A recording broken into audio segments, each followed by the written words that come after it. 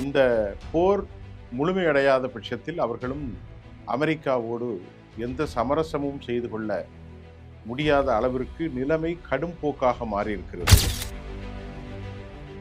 விரக்தியின் உச்சபட்சத்திற்கு கடுமையான தாக்குதலை நடத்த அவர் முனைகிறாரோ என்று எண்ண தோன்றுகிறது. ஏர் டிஃபென்ஸ் சிஸ்டம் எல்லாவற்றையுமே காலி செய்திருக்கிறார்கள் என்பது அமெரிக்கர்களுக்கு ஆபத்தான மோசமான ஒரு செய்தி.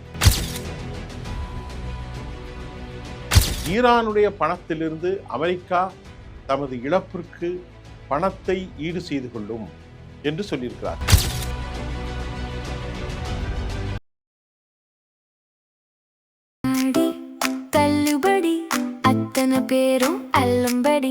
ஆறு முதல் 60% வரை ஆடி தள்ளுபடியுடன் சூப்பர் சரவணா ஸ்டோர்ஸ், சென்னை, மதுரை, கோவை.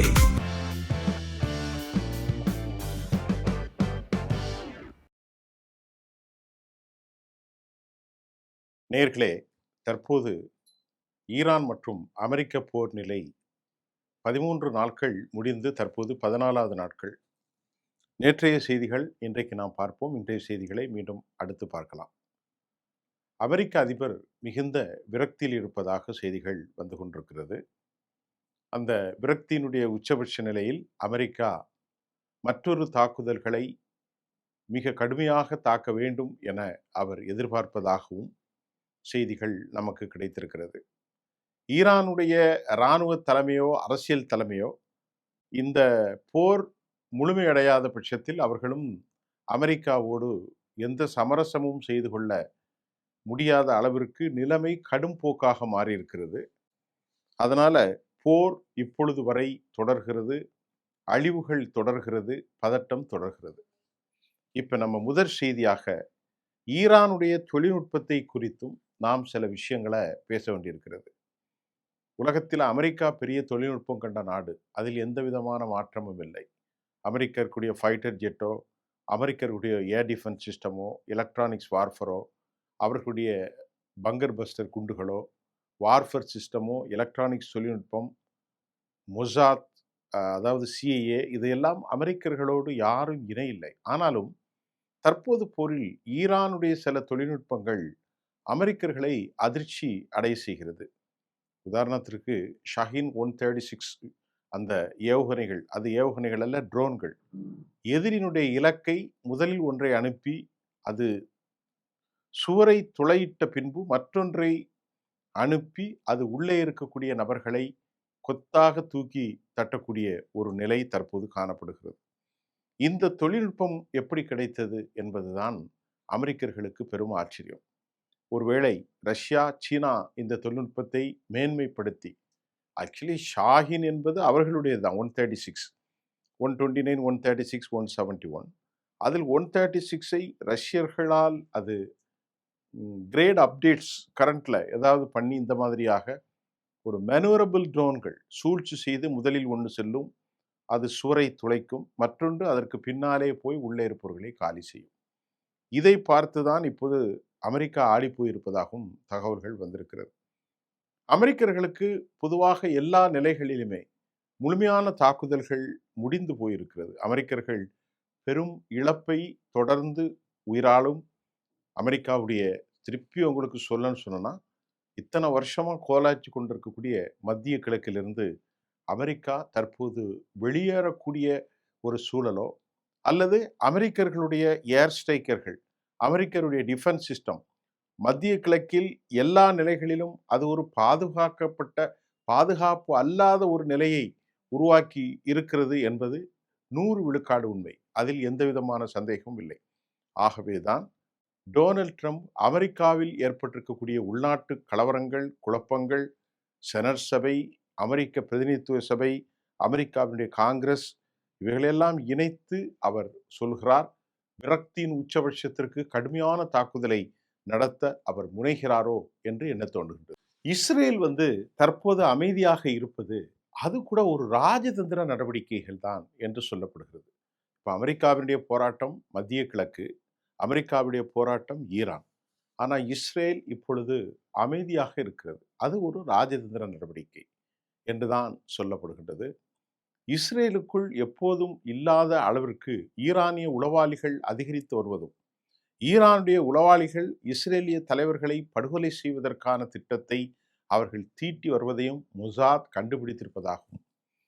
அதன் மூலமாக ஈரான் வந்து தலைவர்களை கடைசி நேரத்தில் காப்பாற்றி விட்டார்கள் என்ற தகவலும் இஸ்ரேலிலிருந்து வருகிறது. எப்போதும் இல்லாத அளவிற்கு உளவாளிகளை அவர்கள் விற்றிருப்பதும், அபிஷியல் மட்டத்தில் இருக்கும் மிகப்பெரிய ஆட்களையே அவர்கள் விலைக்கு வாங்கியிருப்பது உண்மையாக இருந்திருந்தால் இது இஸ்ரேலுக்கு நல்ல செய்தி அல்ல. இஸ்ரேல் இதை ஒரு பயங்கரவாத செய்தி என்று சொன்னாலும் இஸ்ரேலுடைய ஆத்மார்த்தமான ஒரு செயலியக்கம் இதுதான். படுகொலைகள் செய்வது, எதிரிகளை காலி செய்வது. அந்த நிலையில் ஈரானும் அதே ஸ்டைலாக தனது உளவு அமைப்புகளின் மூலம் இஸ்ரேலுக்குள் அவர்களுடைய ஆட்களை வைத்து படுகொலைகளை செய்யக்கூடிய ஒரு அரசியல் அதிகரித்து வருகிறது. ஒரு இராணுவ நிலை மோசமா இருக்கு. இந்த நிலையில இப்போ இஸ்ரேல் ரொம்ப அமைதியா இருக்கு. அதுக்கு என்ன காரணம் அப்படின்னு பார்த்தா வேறு எந்த காரணமும் இல்லை.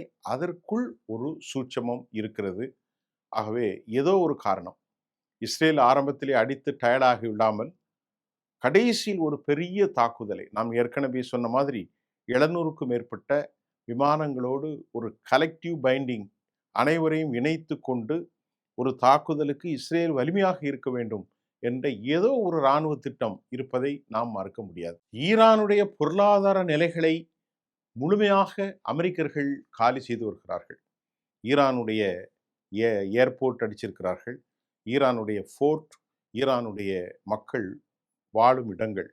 இப்போ ஈரானை பொருளாதார நிலைமையில் சிக்கப்பட்டு கொண்டு அவர்களை காலி செய்வதற்கு அமெரிக்கா இந்த திட்டத்தை ஈடுபடுத்தியிருக்கிறது.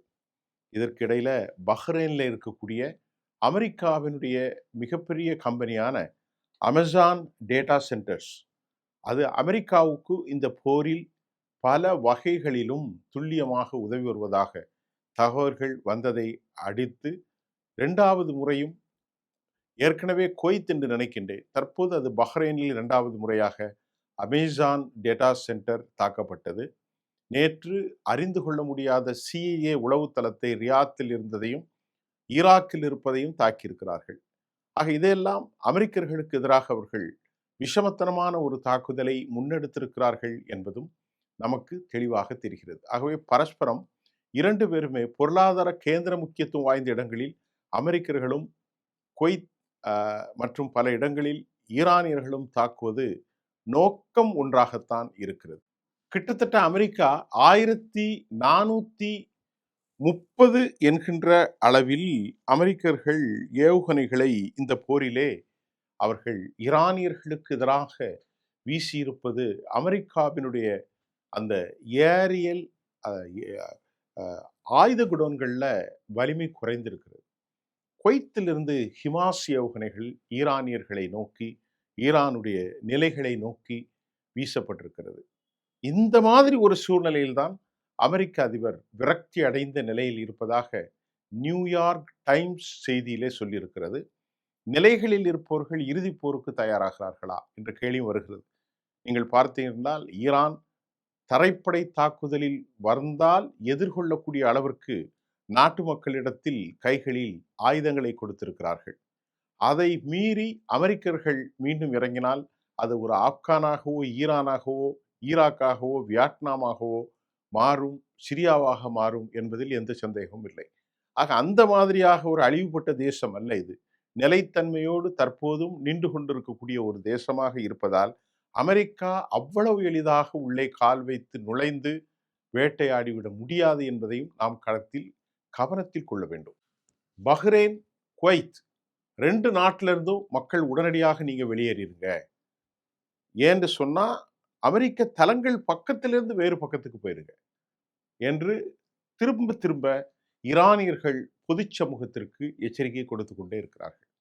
பஹ்ரைனாக இருந்தாலும் சரி, ஜொர்டானாக இருந்தாலும் சரி, குவைத் 2 பேருமே அமெரிக்காவுடைய நிலைகளுக்கு பக்கத்தில் யாரும் இருக்காதீர்கள், உடனடியாக இடத்தை காலி செய்யுங்கள் என உத்தரவு பிறப்பிக்கப்பட்டிருக்கிறது. ஜோர்டான்ல உள்ள அஷ்ராக் ஏர்பேஸ் விமான நிலையத்தில் ஏர்கிராப்ட் ஹேங்கர்ஸ் ஃபர்ஸ்ட்ல அது மட்டும் இல்லாமல் aircraft maintenance hangers, aircraft hangars, aircraft maintenance hangers fully வந்து டெஸ்ட்ராய்டு பை ஈரான். இப்போ கிட்டத்தட்ட ஜொர்டானிலும் நேற்று உள்ளதை போன்றுதான் இன்றைக்கும் முழுமையாக அழிவுக்கு உட்பட்டப்பட்டிருக்கிறது. அதில் எந்த மாற்று கருத்தும் இல்லை. குவைத், பஹ்ரைன், ஜோர்டான் ஏற்கனவே அல் உதீத் தளத்தில் யாரும் இல்லை என்று சொல்லியிருக்கிறோம். இங்கே நாம் சொல்வது aircraft hangars, aircraft maintenance hangars எல்லாவற்றையுமே F-35 முழுமையாக, F-15, X-16 Eagle, F-18 Hornet, F-25 Raptor air defence system எல்லாவற்றையுமே காலி செய்திருக்கிறார்கள் என்பது அமெரிக்கர்களுக்கு ஆபத்தான மோசமான ஒரு செய்தி. குவைத்தில் அல் உதைரிங்கிற ஒரு இடத்துல மிகப்பெரிய தாக்குதலை ஈரானியர்கள் நடத்தியிருக்கிறார்கள். அல் உதைரி தளத்தில் உள்ள கட்டடங்கள் மட்டுமில்லை, குவைத்தில் இருக்கக்கூடிய அமெரிக்காவினுடைய ஆயுத குடோன்கள் முழுமையாக அழிக்கப்பட்டிருக்கிறது. மிக கடுமையான தாக்குதலை ஈரானியர்கள் செய்து வந்திருக்கிறார்கள். ஈரானுடைய பொருளாதார நிலைகளை தாண்டி ஈராஃபில் ஏர்போர்ட் தாக்குதலுக்கு உள்ளானில் பந்தர் அப்பாஸ், அதனை ஒட்டிய சிட்டி மற்றும் ஈரானில் இருக்கக்கூடிய அரச பிராட்காஸ்டிங் கார்ப்பரேஷன் தொலைக்காட்சி நிறுவனங்கள் முழுமையாக அமெரிக்கர்களின் தாக்குதலில் பெரும் நாசத்தை சந்தியிருப்பதாகவும், பரஸ்பரம் அமெரிக்க நிலைகளும் ஈரானியர்கள் நிலைகளும் ஒன்றுக்கொண்டு தொடரழிவை சந்தித்து வருவதையும் நாம் இங்கே செவ்வியாக செய்திகளுடைய உங்களுக்கு தருகிறோம். கஷ்மீர் கடல் பகுதியில் இருக்கும் ஈரானுடைய நிலையிலேயே அவர்கள் தாக்கியிருக்கிறார்கள் என்ற தகவல் ஈரானிலிருந்தே ஈரானுடைய அபிஷியல் வெளியிட்டிருக்கிறது. அது மட்டுமல்ல, இந்த தாக்குதலில் ஒரு குறிப்பிடத்தக்க அமெரிக்கா இதை ஒப்புக்கொண்டாலும் ஒரு குறிப்பிட்ட தாக்குதலில் ஈரானுடைய சுகாதாரத்துறை அறிவிப்புகளின்படி 55 ஈரானியர்கள் படுகொலை செய்யப்பட்டிருக்கிறார்கள். இது ஈரானியர்களுக்கு நல்ல செய்தி இல்லை. கடந்த காலத்தில் குவைத் ஈராக் தாக்குதல்ல அமெரிக்கா பயன்படுத்தியது 3500 ஃப்ளைட். அது மட்டும் இல்லை, அமெரிக்கா பயன்படுத்திய விமானங்கள் 4 கப்பல்கள், டேங்கர்கள் மட்டும் 7000 டேங்கர்கள், அதாவது தரை வழிக்கு பாலைவனத்திற்கு செல்வதற்கு அந்த காலத்தில் பயன்படுத்தப்பட்டது. ஆனால் தற்போது போர் முறை பொத்தான் முறையாக மாறி ஏவுகணை யுகமாகவும் ட்ரோன்கள், ஆள் இல்லாத விமானங்கள் என்ற நிலையை கடந்த பல 2 தசாப்தங்களுக்கு முன்பு குவைத் ஈராக்கின் போர் நடந்ததை விட இப்போது பரிணாமம் மாறியிருப்பதையும் நாம் பார்க்கிறோம். அதனால தான் ஈரானுடைய ட்ரோன் சிஸ்டம் ஷாஹின் முதலே சென்று எதிரினுடைய கட்டடங்களில் சோரில் துளையிட்டு அதற்கு பிறகு வித்தின் மைக்ரோ செகண்ட்ல அடுத்த ஷாஹின் உள்ளே போய் இருப்பவர்களை கொலை செய்யக்கூடிய ஆற்றல் கடந்த 20 ஆண்டுகளுக்கு முன்பு நடந்த போரை விட இப்போது ஈரான், அமெரிக்கா 2 பேரும் கையாளுகிற போர் நிலை முற்றிலுமாக மாறியிருப்பதையும் நாம் பார்க்கக்கூடியதாக இருக்கிறது. பெட்ரியாட் ஏவுகணை தாட் சிஸ்டத்தை விட கொஞ்சம் வலிமை குறைந்தது. இதுவரை 1430 பெட்ரியாட் ஏவுகணைகளை, 1-2 அல்ல, அமெரிக்கா 1430 பேட்ரியாட் ஏவுகணைகளை ஏவி இருக்கிறார்கள். இப்போ இந்த பேட்ரியாட் ஏவுகணைகள்லாம் இனி அவர்கள் உரு கொடுத்து புதிதாக வடிவமைப்பு செய்வதற்கு ஒரு 5-3 ஆண்டுகள் ஆகலாம். அதே மாதிரி அமெரிக்காவினுடைய டொமஹாக் ஏவுகணைகள், அமெரிக்காவினுடைய தாட், இவைகள் அனைத்தும் ஃபோர்ட் மற்றும் அமெரிக்காவினுடைய பல்வேறு நிலைகள் கம்பெனிகள் அவர்களிடத்தில் தான், போயிங் கம்பெனிகளிடத்தில் தான் கொடுக்கப்பட்டிருக்கிறது. நிறைய யூரோப்பிய கான்ட்ராக்டர்ஸும் அமெரிக்கர்களுக்கு இந்த பெட்ரியாட் 1430 ஆக இப்படி வடிவமைப்பு செய்வது ஒரு கால் சீனாவின் போர் நடந்தால் அமெரிக்கர்கள் பெரும் இழப்பை சந்திப்பார்கள் என்ற அச்சம் மூட்டும் கருத்தும் அமெரிக்காவிலிருந்து வெளியே வருவதையும் நாம் இங்கே பார்க்கின்றோம். இந்த பேரறிவுகளின் மூலம் அமெரிக்கா ஆயுத குடோன்கள் மேலும் மேலும் மேலும் வற்றி வருகிறது. காரணம் என்னவென்றால், அமெரிக்க அதிபர் ஒருவித விரக்தியிலே இருக்கிறார். அதனால் அவருக்கு நிறைய விஷயங்கள் தெரியாது. தாக்குதலை அவர் சொன்னவுடன் இந்த கோஆர்டினேட்ஸ் டேவிட் கெய்ன் அந்த தாக்குதலுக்கு ஒப்புக்கொள்வார். ஆகவே அவர் சமீட்சையுடன் எதுவும் கேட்காது மேலிடத்தில் வந்த உத்தரவில் அமெரிக்காவினுடைய பெட்ரியாட் மட்டுமில்ல, அமெரிக்காவினுடைய பல்வேறு ஆயுத குடோன்கள் வடிவமைப்பு முழுவதுமாக வறண்ட ஒரு ட்ரைனாக போய்கொண்டிருக்கிறது. அதாவது வறண்டு போய்கொண்டிருக்கிறது என்பதுதான் உண்மை. ஈரானுடைய பணத்திலிருந்து அமெரிக்கா தமது இழப்பிற்கு பணத்தை ஈடு செய்து கொள்ளும் என்று சொல்லியிருக்கிறார்கள். அப்ப அமெரிக்கர்கள் இழப்பே இல்லை என்று சொன்னால் ஈரானுடைய பணத்தை ஏன் எடுக்கணும்? ஈரானுடைய பணத்தை எடுத்து ஈடு செய்யக்கூடிய அளவிற்கு அமெரிக்கா ஓப்பன் ஸ்டேட்டை வெளியே வந்து சொல்லியிருக்குன்னா, வரலாற்றில் ஒரு நாட்டோடு அபிஷியல் போரில் ஈடுபட்டு உலகில் மிகப்பெரிய சேதத்தை அமெரிக்க சுதந்திர வரலாற்றில் இப்போதுதான் அடைந்திருக்க வேண்டும். மற்ற நாடுகளில் வியட்நாமில் 65 போரெல்லாம் அது வேறு விவகாரம். இது அப்படி இல்லை. அதே மாதிரி குவைத் போர் வேறு விவகாரம், 18 வருஷமா ஆப்கான் போர் வேறு விவகாரம், லிபியா போர் விவகாரம். ஆனால் இந்த போர் எல்லையில் இருக்கக்கூடிய அனைத்து அமெரிக்க தளங்களையும் சுவாகா செய்திருக்கிறது. அமெரிக்கா அதனால்தான் உங்கள் நாட்டில் இருக்கக்கூடிய வெளி கொடுக்கப்படாத அந்த பணத்தை நாங்கள் கழித்துக் கொள்வோம் என்று அமெரிக்கா சொல்கிறது. இப்போது இந்த குண்டு ஊச்சி விவகாரத்தில் யூரோப் நாடுகள்ல இருந்தால் பலருக்கு கேள்வி. அது மெயினா லண்டன்ல இருந்து தான் அமெரிக்கா தனது தளத்திலிருந்து விமானங்களை இயக்குகிறார்கள். மத்திய கிழக்கில் அவர்கள் விமானத்தை இயக்குவதற்கான எந்த ஒரு வழிவகையுமோ வாய்ப்பும் இல்லை.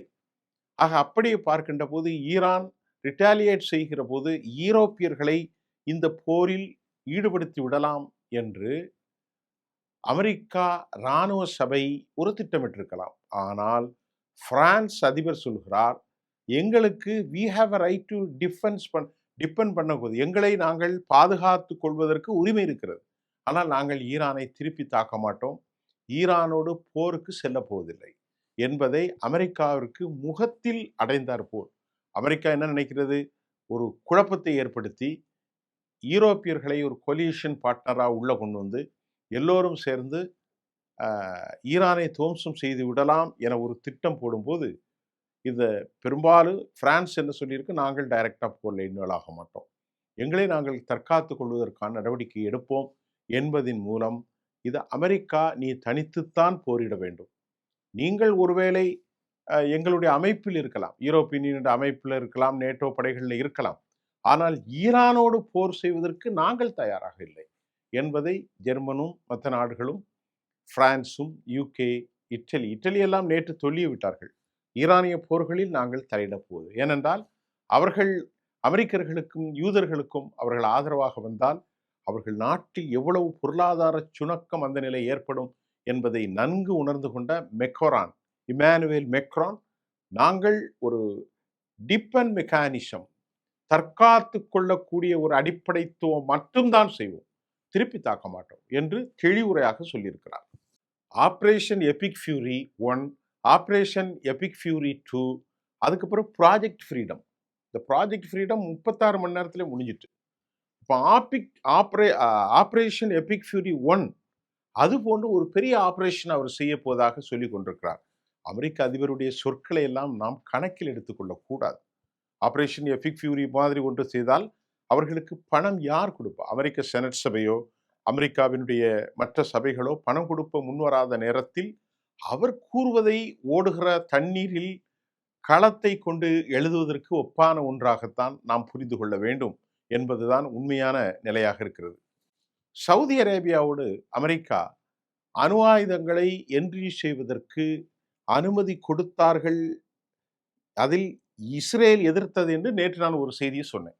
இன்றைக்கு நேற்று மாலை கிடைத்த செய்தி, அந்த ஒப்பந்தத்தை அமெரிக்கா அவசர கதியில் ரத்து செய்து விட்டார்கள். அதற்கு என்ன காரணம்?